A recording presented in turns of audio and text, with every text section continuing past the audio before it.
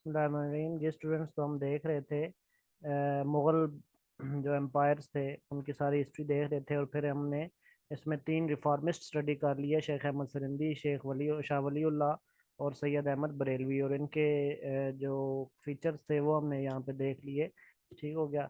अच्छा, अब जो है ना वो यहाँ तक आपने पूरी स्टोरी जितनी पीछे से मैं आपको क्लियर करके लाया हूँ वो एक साइड पर महफूज कर लेनी है। ठीक हो गया। हमारा टॉपिक मेन क्या था कि arrival of the Muslims in the सब कॉन्टिनेंट। ठीक है, कि मुसलमान जो है वो सब कॉन्टिनेंट में कैसे आए। अब ये स्टोरी आपने एक एक तरफ जो है वो महफूज कर लेनी है। अब यहाँ से इसी स्टोरी को हम दूसरे एंगल से देखेंगे। ठीक है, अब यहाँ से एक और नेक्स्ट एंगल स्टार्ट होता है मुगल्स के दौर में ही। ठीक है, उस एंगल को हम कहेंगे कि एक एक मिनट ज़रा वेट करें, अजान हो जाए।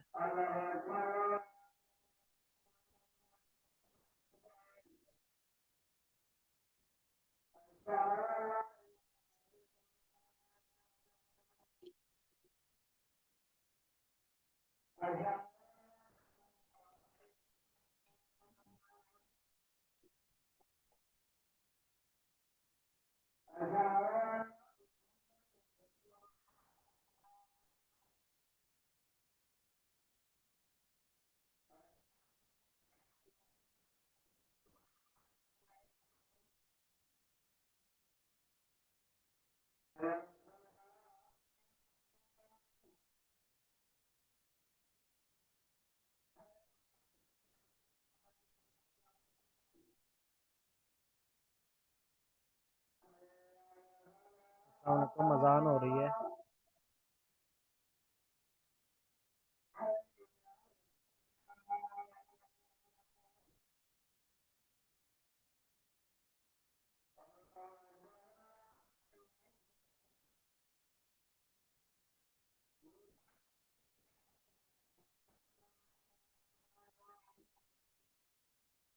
जी स्टूडेंट्स, तो यहाँ से हम देखेंगे एक और नेक्स्ट एंगल से। हेलो, आपको आवाज़ आ रही है? अस्सलाम वालेकुम। अच्छा, चलें आप साथ साथ सुन लें। तो नेक्स्ट एंगल से देखेंगे कि पहले हमने देखा था अराइवल ऑफ मुस्लिम्स इन सब कॉन्टिनेंट, अब हम देखेंगे अराइवल ऑफ ब्रिटिशर्स इन सब कॉन्टिनेंट। अब हमने साथ साथ ब्रिटिशर्स को भी दाखिल कर लेना है। क्यों?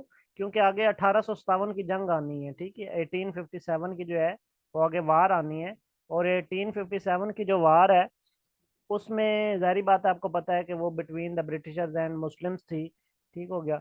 और चूंकि वो वार का एक बैकग्राउंड बनाना है, तो अब जो हमारा नेक्स्ट टॉपिक स्टार्ट होगा, दौर तो अभी यही चल रहा है मुगल बादशाहों का। ठीक है, लेकिन इसमें जो हमारा नेक्स्ट स्टार्ट होगा एक सिनेरियो, वो क्या होगा? Arrival of Britishers in the सब कॉन्टिनेंट। यहाँ पे मैं लिखने लगा हूँ, arrival of Britishers, arrival of.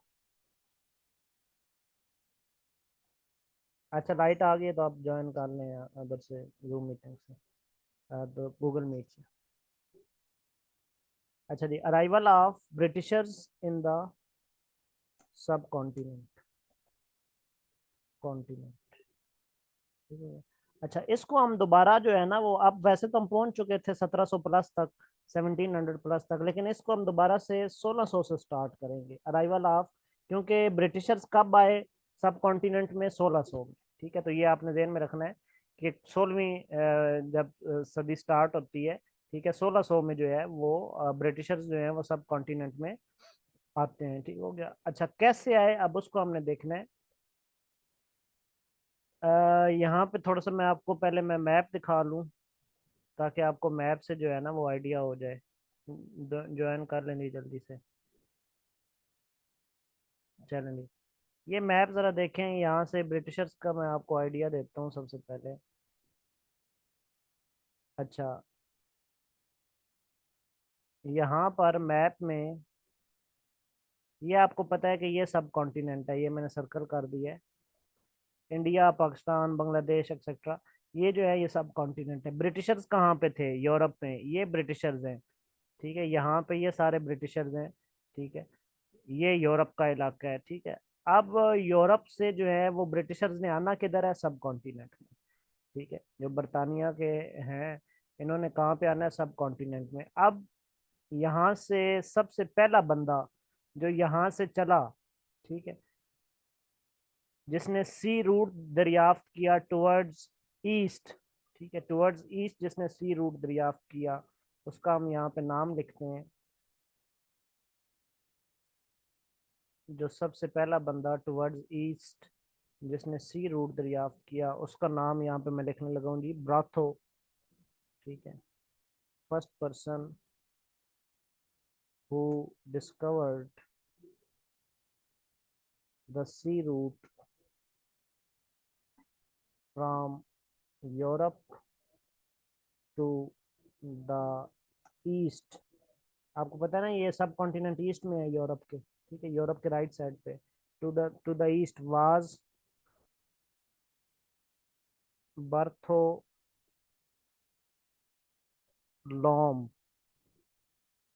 बार्थोलोम Dias, ठीक है। ये कब आया था? इन 1487, 1487 में, ठीक हो गया।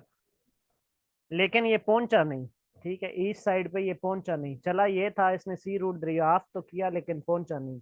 इसके बाद जो बंदा पहुंचा उसका नाम क्या था? Vasco da gamma.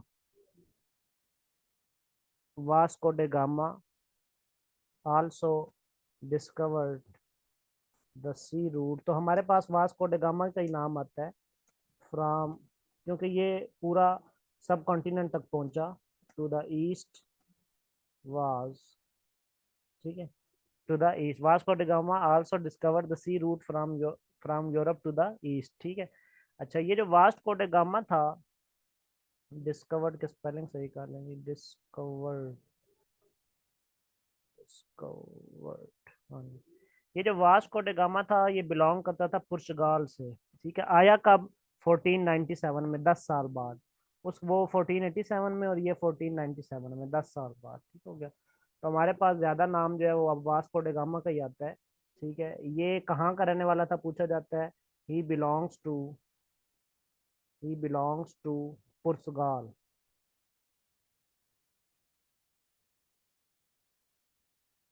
पुर्तगाल, ठीक है। ये पुर्तगाल का रहने वाला था। Portugal is the country of Europe, ठीक हो गया। और इसने सबसे पहले सी रूट दरियाफ्त किया। अब ये कैसे आया और इसके पीछे फिर बाकी यूरोपियन कैसे आए वो देखते हैं मैप से, ठीक है। थोड़े से आप मैप से समझ लें ताकि आपको पता चल जाए कि ये लोग आए कैसे। जो बरतानिया ने इधर सब कॉन्टिनेंट में हुकूमत की, तो ये लोग आए कैसे? तो ये यहाँ से चला, ये पुर्तगाल है। इसको मैं रेज करके दोबारा आपको बता देता हूँ। ये पुर्तगाल है, ये लिखा भी हुआ है यहाँ पर। तो आप थोड़ा फोकस करेंगे ना, जूम करके पढ़ेंगे तो ये पुर्तगाल लिखा हुआ है, ठीक हो गया। ये यूरोप का कॉन्टिनेंट है, और ये उसका यूरोप के कॉन्टिनेंट में उसका एक कंट्री है, पुर्तगाल, ठीक हो गया। अब ये है कि पुर्तगाल से ये चला कौन? वास्को डे गामा, ठीक है। और पुर्तगाल से चलता चलता थोड़ा सा आगे आया, इधर ये आप कौन से सी में दाखिल हुआ? अटलांटिक ओशन में। तो ये सबसे पहले इसने सी रूट जो है वो किस ओशन में दरियाफ्त किया? अटलांटिक ओशन में, ठीक है। अटलांटिक ओशन में ये लिखा हुआ है अटलांटिक ओशन। ये सारा समंदर है, ठीक है। ये जो कलर है ना पानी के कलर का, ये सारा समंदर है, ठीक है, ये सारा समंदर है। और ये इसका नाम क्या है? अटलांटिक ओशन, ठीक है। अटलांटिक ओशन जो है वो दूसरा बड़ा समंदर है दुनिया का, जैसे उर्दू में बहरे ओकियानूस कहते हैं, ठीक है। तो ये सारा समंदर है बहरे ओकियानूस। पहला जो है वो पैसिफिक ओशन है, वो और लेफ्ट साइड पे है अमेरिका के साथ। तो ये दूसरा बड़ा समंदर है। तो ये आगे फिर मजीद आया, फिर इधर को मुड़ा, फिर आगे अफ्रीका के कंट्री आ गए, फिर आगे मजीद आया, फिर इधर को मुड़ा। अब इसने कहा अब तो मुझे रास्ता मिल गया है, ठीक है। थोड़ा सा और आया तो फिर आगे अफ्रीका की कंट्री आ गए, फिर और नीचे गया, ठीक है, फिर और इधर मुड़ा, फिर आगे से अफ्रीका की कंट्री, फिर नीचे आया, फिर मुड़ा, फिर आगे से अब कोई ना कोई अफ्रीका की कंट्री आ जाता था, ठीक है। अब ये बेचारा थक हार गया, इसको सांस चढ़ गया, ठीक है। तो 12 ये जब यहाँ पहुंचा ना बिल्कुल एंड पे, तो यहाँ से इसको फिर ओपन रास्ता नजर आया दूसरी तरफ जाने का। ये देखें यहाँ से ओपन रास्ता है, और ये फिर यहाँ से जो है गुजरता गुजरता इंडियन ओशन में दाखिल हुआ, और यहाँ से आया, ये बे ऑफ बंगाल है ये, ठीक है। बंगाल जो है वो इंडिया का बहुत बड़ा सूबा था, उसके नीचे एक बे है, बे ऑफ बंगाल। तो यहाँ से ये एंटर हुआ, और सबसे पहले कहाँ पे एंटर हुआ? बंगाल में, ठीक है। ये देखिए अब मैंने इंडिया में एंटर कर दिया है, ठीक है। और बाय चांस, बाय चांस ये तो बड़ी प्यारी एक ना फेस की शक्ल बन गई है, यहाँ से देखेंगे ना तो ये एक फेस आपको लगेगा, ठीक है। अच्छा, सामने से यहाँ से देखेंगे ना इस जगह से, ठीक है, ये फेस लगेगा आपको। अच्छा जी, तो ये बहरहाल जब पहुंचा ना यहाँ पर, ये अब उसी का वास्को ड गामा का समझ ले, मैंने फेस बना दी है, ठीक है। तो ये वास्को ड गामा जब इस जगह पे पहुंचा ना जहाँ से उसको दूसरी तरफ का रास्ता नजर आया, तो यहाँ पे जाके इसने जो है वो शुक्र का कलमा पढ़ा, ठीक है। और इसने कहा कि शुक्र है मुझे कोई दूसरी तरफ चीज तो नजर आई, ठीक है। तो यहाँ पे ये जो फिर आखिरी किनारा था, ये कौन सा कंट्री है लास्ट पे? South Africa. ये कौन सा कंट्री है? South Africa. साउथ अफ्रीका को बिल्कुल जो लास्ट वाला केप था, केप कहते हैं किनारे को, ठीक है। ऐसा किनारा जो समंदर के अंदर हो, जमीन का टुकड़ा जो समंदर के अंदर हो, ठीक है, उसे केप कहते हैं। तो ये जब यहाँ पर पहुंचा तो इस केप को इसने नाम दिया केप ऑफ गुड होप का। देख लें, ही आल्सो फाउंड, या he also name the south of Africa the corn, he, इधर मैं लिख देता हूँ, ही आल्सो डिस्कवर्ड, आप लिखें, discovered the Cape of Good Hope. Good Hope मतलब इसको अच्छी उम्मीद लगी इस किनारे पे आके भी, पर कोई शहर नजर आई, ठीक है। तो इसको इसने नाम दिया केप ऑफ गुड होप का, ठीक हो गया। इसे केप ऑफ गुड होप कहा जाता है, ये साउथ अफ्रीका के नीचे किनारा है, ठीक है। अच्छा, फिर ये, अब ये मैंने आपको कुछ स्टोरी वास्को ड गामा की सुना दी कि ये सबसे पहला बंदा था जो इधर एंटर हुआ। अब वास्को ड गामा के बाद ब्रिटिशर्स ने कहा कि रास्ता तो हमें मिल गया है, तो अब हम जो है वो भी अपनी फक्की बेच हैं, ठीक है। अब ब्रिटिशर यहाँ पे आना क्यों चाहते थे? दो तीन वजूहत थी। एक तो due to expansion of their empire, वो कहते थे हमारी सल्तनत वसी हो, ठीक है। इनका मकसद क्या था? Due to expansion of their empire, अपनी सल्तनत को वसी करना चाहते थे। फिर इनका कंपटीशन था। कंपटीशन किसके साथ? Competition with the other European Nations. बाकी कुछ यूरोपियन नेशन जो है ना, उनके कुछ जो बड़े बड़े आदमी थे वो इधर सब कॉन्टिनेंट आए हुए थे, जिस तरह ऑस्ट्रेलिया के आए हुए थे, सॉरी ऑस्ट्रिया के आए हुए थे, हॉलैंड के थे, फ्रांस के, बेल्जियम के, ठीक है। ये जो बाकी अदर नेशन थी यूरोप की, इनके यहाँ पे आए हुए थे। तो ब्रिटिशर्स ने कहा वो गए हुए हैं तो हम क्यों नहीं, हम क्यों पीछे हैं? तो उनसे कंपटीशन में भी ये लोग आए। और फिर जो सबसे बड़ी वजह थी, ये लोग तिजारत की गर्ज से आए थे। आपने पढ़ा था ना अपने बुक्स में कि जो बरतानिया था, ग्रे अजीम बरतानिया या ब्रिटिशर, वो किस गर्ज से जो है वो सब कॉन्टिनेंट आए? तो लिखा होता था कि तिजारत की गर्ज से आए, ठीक है। तो ट्रेड करने के लिए आए, लेकिन असल में जेन में असल रीजन क्या थी कि ये अपनी सल्तनत कायम करना चाहते थे। आए तो ट्रेड की गर्ज से, तिजारत की गर्ज से, लेकिन कायम सल्तनत करना चाहते थे, ठीक हो गया। तो बहरहाल ये भी फिर इसी सी रूट को इस्तेमाल करते हुए, जो सी रूट मैंने आपको दिखाया है, इसी का इस्तेमाल करते हुए तो ये पहुंचे सब कॉन्टिनेंट, ठीक है। ये देखें यहाँ से इसी तरीके से। अब यहाँ से जो इनकी कंपनी थी ना, इन्होंने एक कंपनी बनाई यहाँ पे ब्रिटिशर्स ने, उस कंपनी को कहा जाता है ईस्ट इंडिया कंपनी। तो अब नेक्स्ट हेडिंग दें ईस्ट इंडिया कंपनी, अब हम उस पे आएंगे, ठीक है, और ईस्ट इंडिया कंपनी को डिस्कस करेंगे और फिर अपनी कहानी को आगे लेके बढ़ेंगे। East India company. अच्छा, इसे ईस्ट इंडिया क्यों कहा जाता है, वेस्ट इंडिया क्यों नहीं कहा जाता? कोई बताएगा इस कंपनी को ईस्ट इंडिया कंपनी क्यों कहा जाता जी? हाँ हाँ।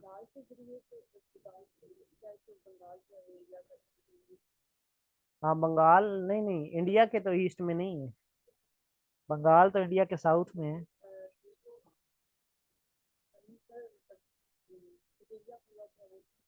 हाँ यूरोप के ईस्ट में है। आप, हाँ गुड, आप ये कह सकते हैं कि बंगाल या इंडिया जो है वो यूरोप के ईस्ट में पड़ता है, ठीक है। तो इसलिए इसको ईस्ट इंडिया कंपनी कहा जाता है, ठीक है। देखे ना यहाँ पे मैप पे भी आपको मैं दिखा देता हूँ, ये यूरोप है ना, तो ये लेफ्ट साइड पे है। आपको मैंने बताया था तरीका कि जब भी आपने मैप को स्टडी करना है, ये रूल याद रखना है हमेशा, ठीक है। आपके फेस की तरफ आपका नॉर्थ होगा, यानी कि ऊपर की तरफ हमेशा नॉर्थ होता है, ठीक है। नीचे की तरफ हमेशा साउथ होता है। लेफ्ट साइड पे हमेशा ईस्ट होता है, सॉरी वेस्ट होता है। लेफ्ट साइड पे हमेशा वेस्ट होता है, और राइट साइड पे हमेशा ईस्ट होता है। राइट साइड पे हमेशा ईस्ट होता है, ठीक हो गया। तो अब देखें, ये यूरोप के ईस्ट में जो है इंडिया पड़ता है, ठीक है, इसलिए इसका नाम रखा गया ईस्ट इंडिया कंपनी, ठीक हो गया। अच्छा, ये ईस्ट इंडिया कंपनी जो है, ये अब आई सबसे पहले, ये एंटर कहाँ पे हुई? बंगाल में, ठीक है। सबसे पहले इन्होंने अपना डेरा कहाँ पे जमाया? बंगाल, ठीक है। अब ईस्ट इंडिया कंपनी के बारे में देखेंगे अच्छा, ईस्ट इंडिया कंपनी जो है ये सब कॉन्टिनेंट में जब दाखिल हुई तब ये दौर चल रहा था 1600 का, ठीक है, 1603, ठीक है। In 1603 the East India Company enters into Bengal, ठीक है, बंगाल में ये दाखिल होती है ईस्ट इंडिया कंपनी। अच्छा, मुझे ये बताएं कि जब 1603 का दौर ये चल रहा था तो 1603 में बादशाह कौन होगा यहाँ पे सब कॉन्टिनेंट का, रूलर कौन था 1600 में? पीछे से बेशक देख के बता दें, यहाँ पे रूलर कौन था 1600 में? बादशाह अकबर, ठीक है। यहाँ पे आपने देखा, नहीं नहीं, अकबर था, अकबर था। अकबर का टेन्योर कब तक लिखा हुआ है? 1605 तक लिखा हुआ है ना? 1605 लिखा हुआ है। हाँ, 1605 तक अकबर का दौर है, तो इसका मतलब बादशाह तब कौन था? अकबर, ठीक है। तो लिखें, क्वेश्चन आता है कि जब ईस्ट इंडिया कंपनी आई सब कॉन्टिनेंट में तब सब कॉन्टिनेंट का रूलर कौन था? तो अकबर, ठीक है। द रूलर ऑफ सब कॉन्टिनेंट वाज अकबर, ठीक है, Jalaluddin Akbar, the ruler, the ruler was Akbar, ठीक हो गया। अच्छा, अब ये है कि अकबर का दौर तो खत्म हो गया 1605 में, ठीक है, अकबर के दौर में तो आई ये, ठीक है, लेकिन इसने ईस्ट इंडिया कंपनी ने अपने मुज़ाकरात किस बादशाह से किए? अकबर के बाद यहाँ पे कौन आ जाता है? अकबर के बाद उसका बेटा आ जाता है जहांगीर, ठीक। तो E I C stand for East India Company, negotiated negotiated with Jahangir. Jahangir ने इनको इजाज़त दे दी, कहा कि चलो ठीक है, आपने अपनी फक्की बेचनी है बेचें, ठीक है। बेसिकली ये अपनी फक्कियाँ ही बेचने आए थे, कोई मसाले थे, कोई पत्ती थी, कोई चाय, ठीक है। इनकी ये पुड़ियाँ शुड़ियाँ लेके आए कि हम बेचते हैं, और फिर पूरे हिंदुस्तान को जो है वो पुड़ी पे लगा के तो 1857 में इन्होंने अपना कब्जा जमा लिया, ठीक हो गया। तो बेसिकली ये तजारत क्या करते थे, यही अपने को मसाले, चाट मसाले और पत्तियाँ और ये चीज़ें बेचते थे यहाँ पे आके, ठीक हो गया। अच्छा, सबसे पहली फैक्ट्री जो है वो इन्होंने फिर जहांगीर के दौर में सबसे पहली फैक्ट्री इन्होंने बोलीसर में लगाई, ठीक है। The first factory established by EIC was in Balasore, ठीक है। बोलीसर के इलाके में उन्होंने पहली फैक्ट्री लगाई। दूसरी फैक्ट्री इन्होंने पटना के मकाम पे लगाई, second factory established by EIC was इन पटना। तो ये दो फैक्ट्रियां आते साथ इन्होंने जो है वो यहाँ पे लगा ली, और ऐसा ऐसा अपने कब्जे जमाना जो है वो चाय की एक्सपोर्ट करते थे, और ऐसा ऐसा अपने कब्जे जमाने इन्होंने यहाँ पे शुरू कर दिए। अब क्या हुआ, दौर आ गया 1633 का, इन 1633।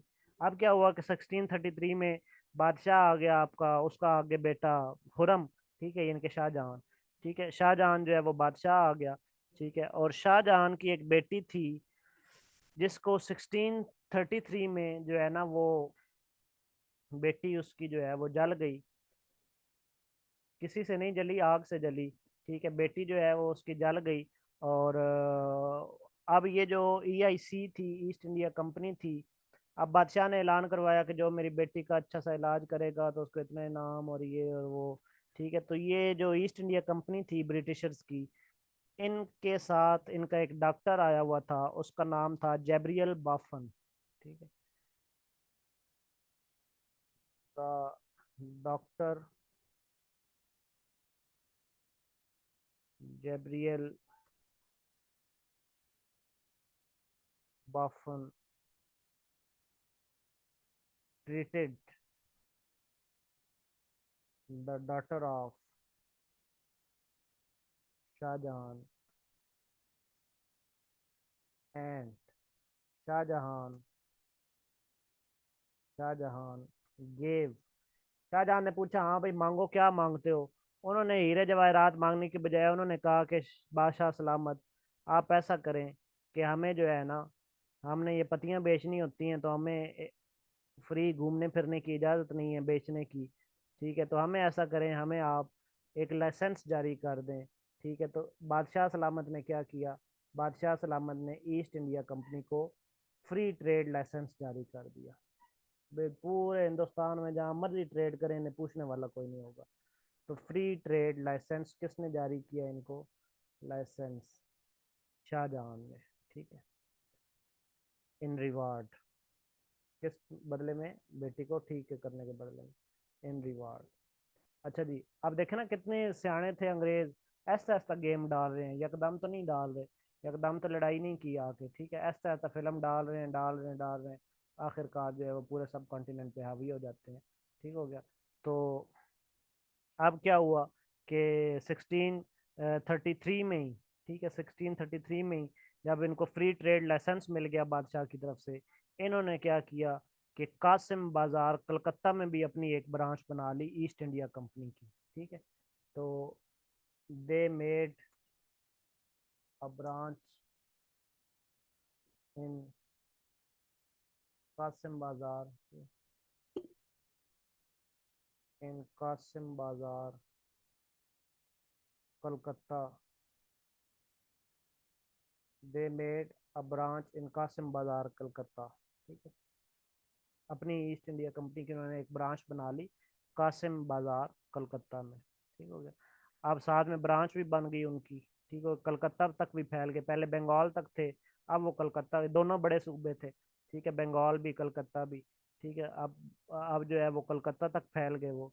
ऐसा ऐसा फिर बादशाह सलामत को तो पता ही नहीं होता था।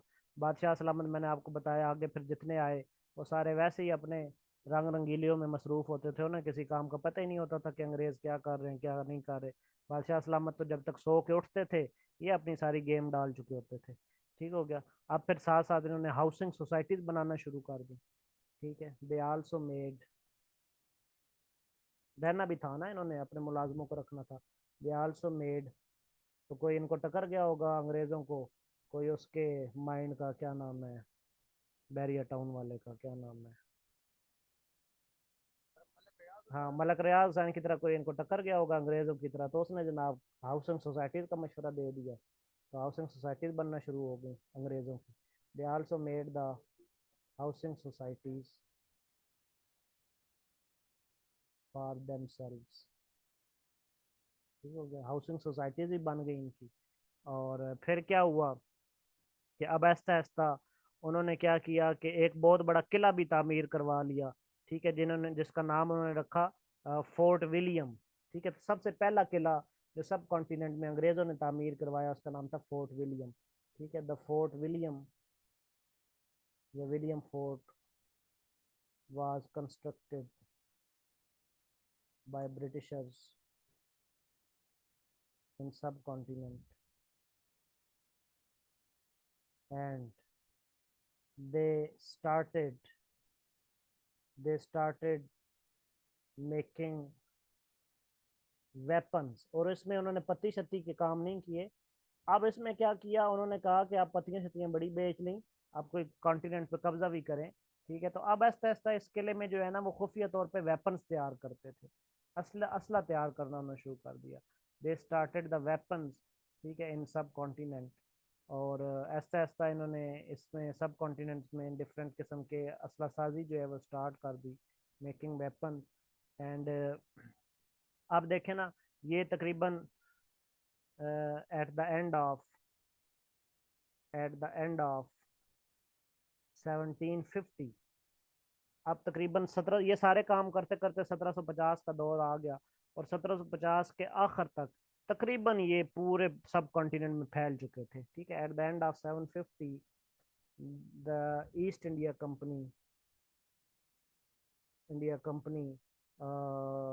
East India company was was East India Company captured the subcontinent।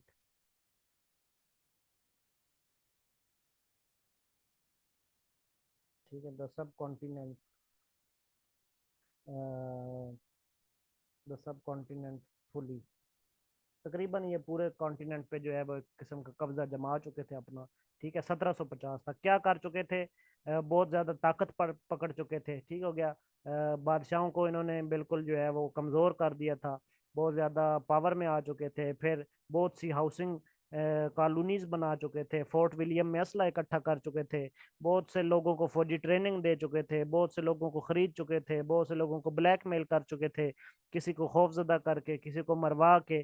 ठीक है, एंड सो ऑन। ठीक है, तो 1750 तक ये सारे पूरे सब कॉन्टिनेंट पे अब हावी हो चुके थे। ठीक हो गया, अब जब हावी हुए, अब इन्होंने ऐसा ऐसा रुख पकड़ा रूलर्स की तरफ कि अब ऐसा ऐसा जितने ये बादशाह हैं इनको खुडे लैन लगाया जाए। ठीक है, तो सबसे पहले उन्होंने जो छोटे रूलर्स थे उन पे अपना कब्जा जमाना शुरू किया। तो सबसे पहले फिर दोबारा इन्होंने जो है वो बंगाल से स्टार्ट कर दिया कि जहाँ से वो आए थे। तो 1756 में इन्होंने क्या किया, इन 1756, in 1756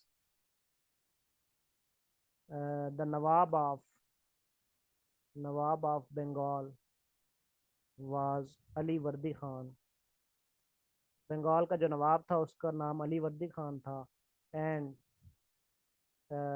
his two grandsons was, उसके दो ग्रैंडसन्स थे, एक का नाम शौकत जंग था। ठीक है, Shaukat Jang Jang, and the other name was Nawab Sirajuddaulah, Sirajuddaulah. ठीक है, एक का नाम शौकत जंग था, दूसरे का नाम सिराजुद्दौला था। अब ये ब्रिटिशर्स कहते थे कि जब नवाब अली वर्दी खान मरे तो अब नेक्स्ट रूलर हमारी मर्जी का है, क्योंकि अब मैंने बताया ना पूरे सब कॉन्टिनेंट पे अपना धावा बिठा चुके थे। अब वो कहते थे कि अब रूलर्स भी हमारी मर्जी के लगे। ठीक है, अभी वो खुद सल्तनत में नहीं आ रहे थे, यानी कि देखे ना, मैंने पहले आपको बताया कि अच्छी खासी प्लानिंग से आए थे। ठीक है, खुद अभी तक सल्तनत में खुद नहीं आ रहे थे, लेकिन वो चाहते थे कि जो सल्तनत में आए वो हमारे हमारे इख्तियार से आए। ठीक हो गया, तो ऐसा ऐसा जो है वो गेम डालते डालते तो आखिरकार फिर खुद सल्तनत में आ गए। ठीक हो गया, तो अब इन्होंने कहा कि अब ये बंगाल से जहाँ से हमने स्टार्ट लिया था, सबसे पहले तो यहाँ से स्टार्ट करते हैं ना। तो यहाँ का जो नवाब था अली वर्दी खान था, तो उन्होंने कहा कि अब अली वर्दी खान जैसे ही मरता है इसके बाद जो रूलर आएगा वो हमारी मर्जी से आएगा। और ये चाहते थे कि नवाब अली वर्दी खान के मरने के बाद इसका जो ग्रैंड सन है जिसका नाम शौकत जंग है वो रूल करे। ठीक है, वो नवाब बने। लेकिन अली वर्दी खान ये चाहता था कि मेरे मरने के बाद जो है वो जो मेरा दूसरा ग्रैंड सन है जिसका नाम नवाब सिराजुद्दौला है वो रूल करे। लेकिन ब्रिटिशर्स की जो है वो नवाब सिराजुद्दौला से चूंकि बनती नहीं थी, इसलिए चाहते थे नवाब सिराजुद्दौला ना आए। लेकिन बिलाखिर ऐसा हुआ कि अली वर्दी खान के मरने के बाद नवाब सिराजुद्दौला जो है वो नवाब बन गया बंगाल का। ठीक है, after the death of Ali वर्दी खान, अली वर्दी Khan, his grandson Nawab Sirajuddaulah became the Nawab of Bengal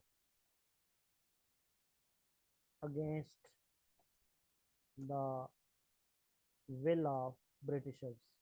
Britishers की ये विल नहीं थी, ब्रिटिशर्स मतलब ईस्ट इंडिया कंपनी।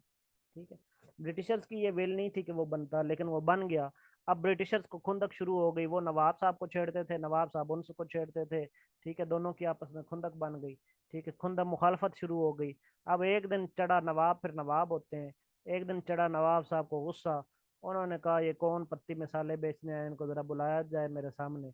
ठीक है, तो उन्होंने जो बड़े हेड्स थे उनको बुलाया गया। ठीक है, तो उन्होंने कहा निकालो इधर से अपनी पत्तियां भी और अपने मसाले भी, और क्या तुम लेके आ गए हो सब कॉन्टिनेंट में। ठीक है, और हमें भी पुड़ियों पे लगा दी है। ठीक हो गया, और आज तक बल्कि सारे जो हैं वो पत्तियों पे लगे हुए हैं। ठीक हो गया, तो लगे हुए हैं, नहीं लगे हुए, कौन कौन पीता है शिद्दत से चाय? हाँ जी, शिद्दत से चाय कौन कौन पीता है?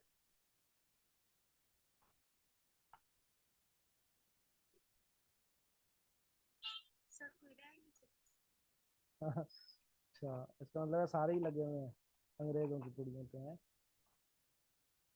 तो बहरहाल नवाब साहब को चढ़ा गुस्सा। नवाब साहब ने सबसे पहला काम ये किया कि नवाब साहब ने उनका फ्री ट्रेड लाइसेंस जो है वो कैंसिल कर दिया। Nawab Sirajuddaulah cancel cancel the free trade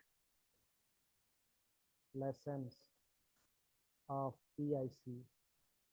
फिर क्या किया? He sealed the housing societies of PIC. he also sealed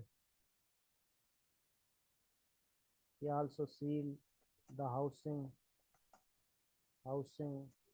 societies societies of EIC। ठीक है। और he also sealed the क्या नाम था उसका, वो जो बनाया था एक उन्होंने फोर्ट बनाया था, ठीक है, विलियम फोर्ट। ठीक है। he also sealed the William Fort in Calcutta.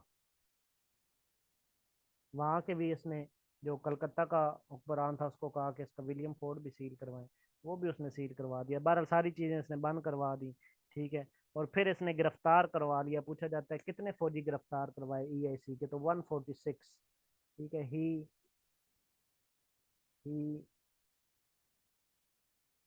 Bye his order by his order 146 persons of Britishers army was arrested and इनको उसने क्या किया? 140 बंदों को अरेस्ट करवा के नवाब साहब ने किया बोरों में बंद। ठीक है। बोरों में बंद करके उसने डलवा दिया उनको तह खानों में। ठीक है। वहां से तह खानों में जब गए तो 123 जो है वो उसमें से अल्लाह को प्यारे हो गए। ठीक है। कितने यहाँ पे मरे? 123। And 123 became out of which out of out of them 123 became died। ठीक है। उन उनमें से 123 जो है वो, ये तादाद आपने याद रखनी है, 123 जो है वो मारे गए। ठीक हो गया। जाहिर बात है सांस ही बंद हो गया। बाकियों को मजामत करके निकलवा लिया गया उन्होंने, ब्रिटिशर्स ने। ठीक है। और ये जो सारा इवेंट है जो कि 1756 में हुआ, इस पूरे इवेंट को, यानी कि जो नवाब साहब ने वो बोरों में बंद करके उनके फौजी मरवाए, इस इवेंट को कहते हैं ब्लैक होल ट्रेजेडी। ठीक है। This whole event was called the Black Hole Tragedy। Black hole tragedy. ठीक है। ब्लैक होल ट्रेजेडी कब हुई जी? ऊपर मैंने ये लिखा हुआ है 1756 इन 1756 में।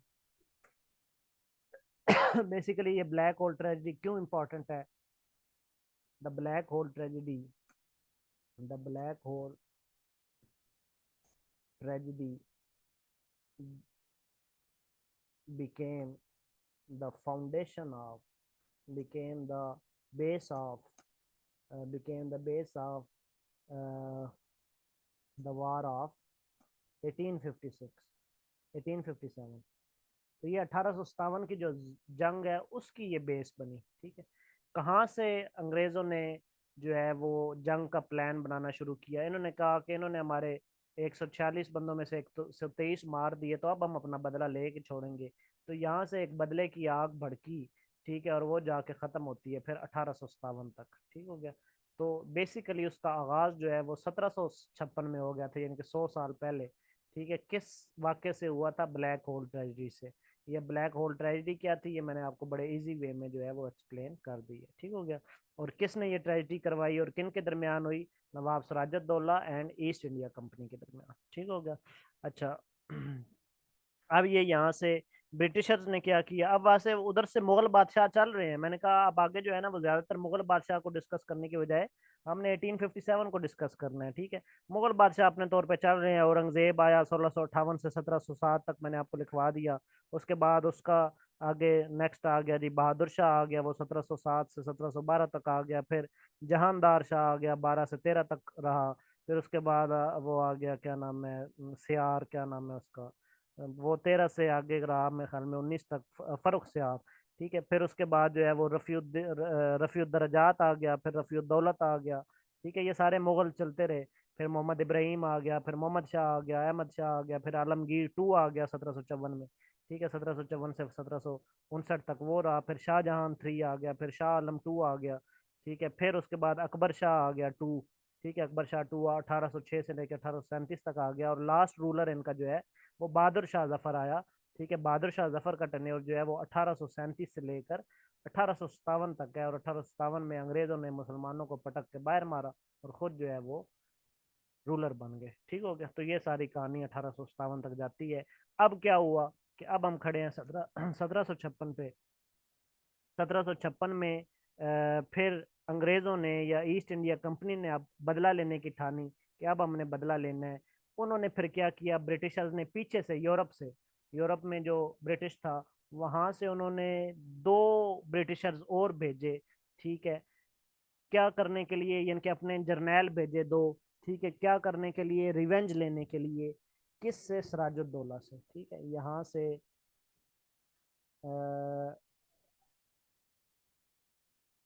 To persons, two journals were sent by Britishers to take revenge from Nawab Sirajuddaulah. अब यहाँ से उन्होंने बदला लेने की ठानी और उनके दिल में आग भड़की कि ये मुसलमानों ने हमारे साथ क्या किया है। नवाब सिराजुद्दौला, हमने तो अपनी फक्की बेचनी थी, इन्होंने क्या कर डाला। ठीक है, due to Black Hole tragedy. ठीक हो गया, अब ये दो के नाम क्या थे, नाम भी पूछे जाते हैं, लिख लें। कौन कौन से दो बंदे भेजे। नंबर एक, एडमिरल वाटसन का आपने नाम सुना होगा। ठीक है, एडमिरल वाटसन, एडमिरल वाटसन। और दूसरा Major Robert Clive, Major Robert Clive. ठीक है, ये दो बंदे भेजे। ठीक है, तो इन दो बंदों ने जब ये ईस्ट इधर आए सब कॉन्टिनेंट में। ठीक है, ये दो बंदे, तो आप कह लें कि instead of revenge they both made negotiation. उन्होंने बदला नहीं लिया, इन्होंने नेगोशिएशन की। ठीक है, सियाने थे, इन्होंने नेगोशिएशन की विद नवाब। ठीक है, विद नवाब, नवाब मतलब नवाब सिराजुद्दौला। ठीक है, and they managed they managed to reopen reopen the factories and released the prisoners. इन्होंने कहा कि हमारी फैक्ट्री आप खोल दें, और वो जो बाकी बच गए ना प्रिजनर्स, 123 तो मारे गए थे 146 में से, जो बाकी बचे थे मेरे ख्याल 23, तो वो जो है वो हमें वापस कर दें, वो रिलीज कर दें। ठीक है, तो इन्होंने मुज़ाकरात किए। तो नवाब साहब भी का गुस्सा भी फिर थोड़ा ठंडा हुआ कि चलो मुझसे मुज़ाकरात कर रहे हैं, कोई बात नहीं। ठीक है, तो इसने फिर नवाब साहब ने फ्री ट्रेड लाइसेंस भी वापस कर दिया, नवाब साहब ने फैक्ट्रियाँ भी खोल दी, नवाब साहब ने उनके बंदे भी वापस कर दिए। ठीक है, और जब उनको अपना साजो सामान वापस मिल गया अंग्रेज़ों को। ठीक है, जब इन दोनों बंदों को अपना सारा साजो सामान, यानी कि जो इन्होंने मांगा था वो वापस मिल गया, बंदे भी मिल गए, फैक्ट्रियाँ भी खुल गई, फ्री ट्रेड लाइसेंस भी मिल गया, they then they both wrote a letter to Nawab in which, कितना टाइम रह गया जी, इन विच दे रोट 12 मिनट्स। अच्छा, उन्होंने नवाब साहब को एक लेटर लिखा। उस लेटर में उन्होंने क्या लिखा, उन्होंने लिखा, नवाब साहब you have been found guilty on, आप कह लें फाउंड। अच्छा, जल्दी जल्दी से ना सम टाइम अल्फाज ज़हन में भी नहीं आते, आते होते हैं लेकिन सम टाइम फिर मिस हो जाते हैं। गिल्टी फ्रॉम, आप लॉन्चिंग कह लें, launching an attack on the premises of EIC and and arrested arrested। हाँ जी, कितने बंदे अरेस्ट किए थे बताएं जी, कितने बंदे अरेस्ट किए थे नवाब साहब ने? 146। ठीक है, people out of which 123 had been died under your imprisonment।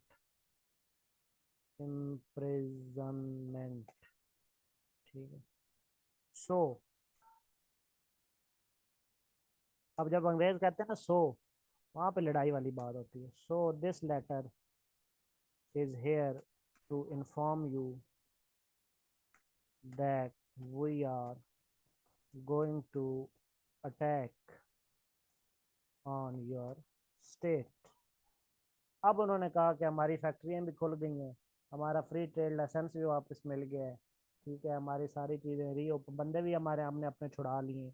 अब उन्होंने कहा नवाब साहब हूँ थोड़ी ऐसी भी तैसी, ठीक है, हूँ अब हम आपकी स्टेट पर जो है वो अटैक करने जा रहे हैं, बच सकते हैं तो बच लें। ठीक है, अब नवाब साहब ने ये खत पढ़ना था, तो नवाब साहब ने ऊंचा सा कहका लगाया। नवाब साहब ने कहा हा।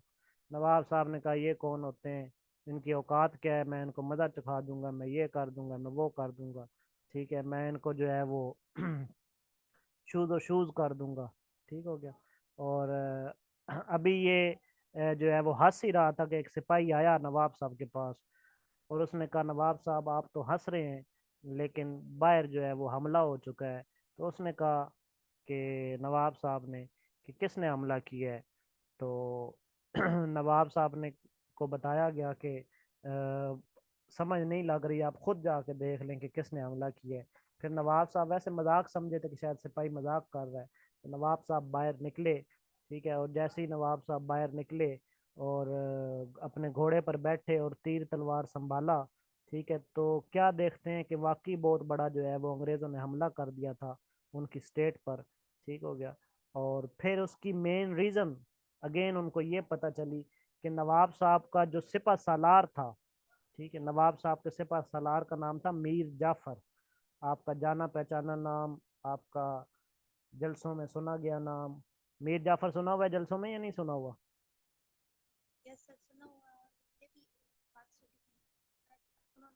हाँ, अपनों ने गद्दारी की। ठीक है, तो इसके अपना एक सिपह सालार था मीर जाफर, इसलिए वो बार बार नाम लेता था जलसों में ये मीर जाफर। ठीक है, तो इसका अपना एक सिपह सालार था मीर जाफर। उसने जो है वो क्या, वो ईस्ट इंडिया कंपनी के साथ मिल चुका था। ठीक है, the commander of Nawab join the, इसका नाम क्या था नवाब मीर, इसका नाम क्या था कमांडर का? मीर जाफर, यहाँ पे मैं लिख रहा हूँ Mir Jafar joined East India Company. उन्होंने इसको कोई लालच दिया होगा तो वो उधर मिल गया। ठीक हो गया। नवाब साहब ने देखा मेरा अपना जर्नैल जो है वो उधर मिल चुका है। ठीक है, तो then he thought that the game was about to be finished. ठीक है, और क्योंकि मीर जाफर का अपना ही फौजी उधर मिल गया। ठीक है, अब नवाब साहब ने जब देखा कि मैं जंग हारने लगा हूँ, ठीक है, अब नवाब साहब ने घोड़ा दौड़ाया वापसी की तरफ। ठीक है, और फिर जब वापसी की तरफ घोड़ा दौड़ाया तो मीर जाफर का जो बेटा था मीरन, ठीक है, उसी ने नवाब साहब को गोली मार दी। ठीक है, the son of Mir Jafar Miran, the son of Mir Jafar Miran killed या शूटेड द नवाब। किसने मारा जी? मीरन ने, बेटा था मीर जाफर का, नवाब सिराजुद्दौला। ठीक है, और नवाब साहब घोड़े से उतरे, जमीन पर आए, तो लोगों ने आके पूछा नवाब साहब से, नवाब साहब क्या हुआ है? तो नवाब साहब ने कहा भाई मैं तो अभी खुद आया हूँ, ठीक है, मुझे तो नहीं पता क्या हुआ, मैं तो अभी खुद इधर आया हूँ। तो बहरहाल नवाब साहब फिर जख्मों की ताब न लाते हुए दुनिया से रुखसत हुए। ठीक हो गया। और वो जो अभी कहा निमरा ने कि अपनों ने ही धोखा दिया, ठीक हो गया, वरना गैरों में क्या दम था, ठीक हो गया। तो वही बात, एक शेर भी बल्कि मेरी जहन में आ गया है कि देखा जो तीर खा के कमी गाह की तरफ, ठीक है, कमी कमी गाह कहते हैं मक्तल की तरफ, ठीक है। तो देखा जो तीर खा के कमी गाह की तरफ, अपने ही दोस्तों से मुलाकात हो गई, ठीक हो गया। तो फिर अब मीर जाफर जो है उसको ईआईसी का ईआईसी ने बंगाल का जो है नवाब बना दिया। इनके मीर जाफर जो मिल गया था उनको यही लालच दिया होगा कि तुम हमारे साथ मिल जाओ, नवाब सिराजुद्दौला को हम मारते हैं और तुम जो है वो बंगाल का चीफ बन जाना, ठीक है। तो अब जो है वो मीर जाफर को ईआईसी ने बंगाल का नवाब बना दिया, ठीक है। ये इनके नवाब सिराजुद्दौला के बाद कौन नवाब बना? मीर जाफर, जिसने धोखा दिया नवाब सिराजुद्दौला को, ठीक हो गया। अच्छा, ये इंपॉर्टेंट बात एक और यहाँ पे कि ये जो बैटल है जो नवाब सिराजुद्दौला और ईस्ट इंडिया कंपनी के दरमियान हुई, इस बैटल को क्या कहते हैं? ये बड़ा इंपॉर्टेंट क्वेश्चन है। इस बैटल को कहा जाता है वार ऑफ प्लासी। प्लासी के मकाम पर हुई, ठीक है। और ये बैटल स्टोरी मैंने पहले सुना दी, वार का नाम मैं आपको एंड पे बता रहा हूँ, ठीक है। तो इस बैटल को कहते हैं द वार ऑफ प्लासी, ठीक है, जंग प्लासी जिसे बोलते हैं। ये कब हुई? 1757 में। इसका सन भी पूछा जाता है। वार ऑफ प्लासी कब होती है जी? 1757 में। किन के दरमियान होती है ये? नवाब सिराजुद्दौला और ईस्ट इंडिया कंपनी के दरमियान होती है। किसको शिकस्त होती है? नवाब सिराजुद्दौला को शिकस्त होती है।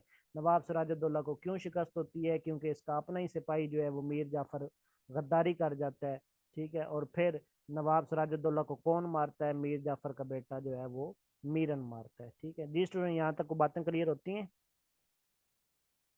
यस सर, क्लियर हो गया। अच्छा अच्छा, सही है। वहाँ भी ये लिखी हुई है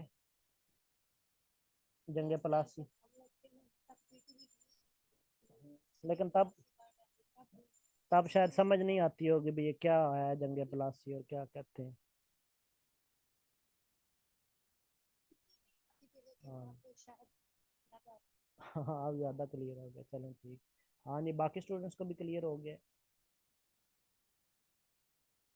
हाँ जी, यहाँ तक स्टोरी क्लियर हो गया बाकी सब स्टूडेंट्स को।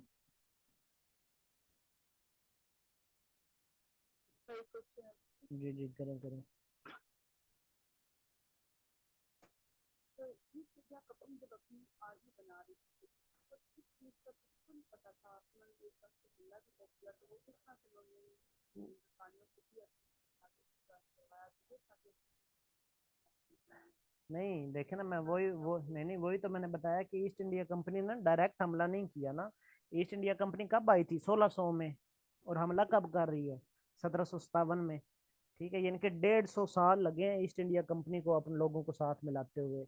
और साथ में कुछ अंग्रेज भी, यानी कि इनकी फौज में हिंदू तो नहीं थे ना, अंग्रेज भी थे, ठीक है। अपने उधर से फौजी तैयार करते थे, अंग्रेज फौजी थे, ठीक है। और दूसरा ये मैंने बताया था कि यकदम हमला तो नहीं ना किया। 1600 में आई थे, पहले इन्होंने बंगाल में कब्जा किया, ठीक है। फिर इसने इन्होंने आहिस्ता आहिस्ता कलकत्ता का रुख किया, बंगाल में पटना के मकाम पे फैक्ट्री लगाई और बोलीसर के मकाम पे, फिर कलकत्ता पे, फिर Aahista Aahista free trade licence, इनके आहिस्ता आहिस्ता दाखिल होते गए और इनकी जड़ें फैलती गई। फिर अपनी दूसरी ब्रांच बना ली कलकत्ता में, ठीक हो गया। तो इस तरीके से आहिस्ता आहिस्ता फैलते फैलते फैलते, तो जब इन्होंने समझा कि अब थोड़े मजबूत हो गए हैं, तो 150 साल बाद जाके इन्होंने जो है वो अटैक किया। वो भी इतना बड़ा अटैक नहीं किया कि पूरे सब कॉन्टिनेंट पे किया, सिर्फ एक बंगाल पे, ठीक है, सिर्फ एक बंगाल की हद तक, ठीक है। और फिर आहिस्ता आहिस्ता अब इन्होंने रूलर।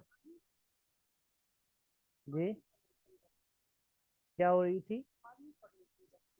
आर्मी फॉर्मेशन कैसे थी? ईस्ट इंडिया कंपनी ने या सब कॉन्टिनेंट में?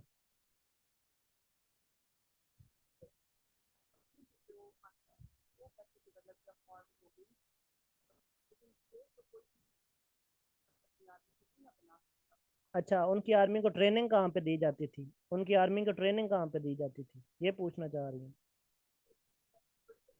सर वो ये क्वेश्चन क्या नहीं है कि कोई भी ऐसे अपनी स्टेट की परमिशन नहीं देता ना, नहीं अगर देता ना, बाहर मैं का वही, आता है ना पाकिस्तान में मैं उसके दो तो रीज़न है। उन्होंने देखी कि उन्हें उस उसकी उसके दो लिए उसके बंदा दो करते हैं रीज़न है। उसकी दो तो रीज़न है। ना आके उसकी दो रीज़न है, मैंने बताया। एक तो कि तब जो हुक्मरान थे वो सारे सुस्त और पस्त हुक्मरान थे, वो अपनी रन रंगीलियों में मसरूफ़ होते थे। उन्हें नहीं खबर होता था क्या हो रहा है क्या नहीं हो रहा, तो वो जो होता था कहते थे होने दे होने दे होने दे। ठीक है, यानी कि एक जब हुक्मरान ताकतवर होता है ना, वो तो नहीं होने देता स्टेट में इस तरीके से। ठीक है, लेकिन जब हुक्मरान अपने और मौज मस्तियों में मसरूफ होता है तो उसको फिर उसका दिमाग उस तरफ फिर चलता है, फिर इधर उसका दिमाग नहीं चलता। दूसरी रीजन ये थी कि क्यों उनकी आर्मी जो है वो स्ट्रांग हो गई, कि वो खुफिया ट्रेनिंग देते थे। वो सबके सामने तो ट्रेनिंग देते ही नहीं थे, खुफिया ट्रेनिंग कहाँ पे देते थे। उसके लिए मैंने आपको बताया, उन्होंने एक बहुत बड़ा किला बनवाया था जिसे विलियम फोर्ट कहते थे। ठीक हो गया। तो विलियम फोर्ट के अंदर जो है वो खुफिया तौर पे अपनी आर्मी जो है वो साथ साथ बिल्ड करते थे, वहीं पे असला तैयार करते थे। अब ये है कि गवर्नमेंट उनको क्यों नहीं पूछती थी, तो गवर्नमेंट जो है उन्होंने अपने साथ मिलाई हुई थी। ठीक है, उनको मतलब जिस तरह आजकल की गवर्नमेंट, जिस तरह आजकल के पाकिस्तान में कई ऐसे लोग हैं जिन्होंने गवर्नमेंट को अपने साथ मिला के तो दो नंबर काम करते रहते हैं। ठीक है, और गवर्नमेंट उनको पूछती नहीं। तो सेम इसी तरीके से गवर्नमेंट उन्होंने साथ मिलाई होती थी, गवर्नमेंट वैसे ही कमजोर थी, वो पूछती नहीं थी। बाकी अंदर अंदर वो खुफिया ट्रेनिंग देते रहते थे, इस तरीके से उनकी आर्मी जो है वो डेवलप हुई। जी, अब क्लियर हुआ आपको? हाँ, वो विलियम फोर्ट में अपनी आर्मी तैयार करते थे, बहुत बड़ा किला था विलियम फोर्ट जहाँ पे अपनी आर्मी खुफिया तौर पे तैयार करते थे।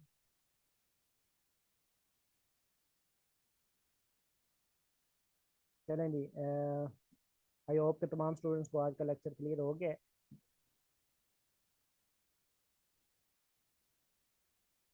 ओके जी, अल्लाह हाफिज़, टेक केयर।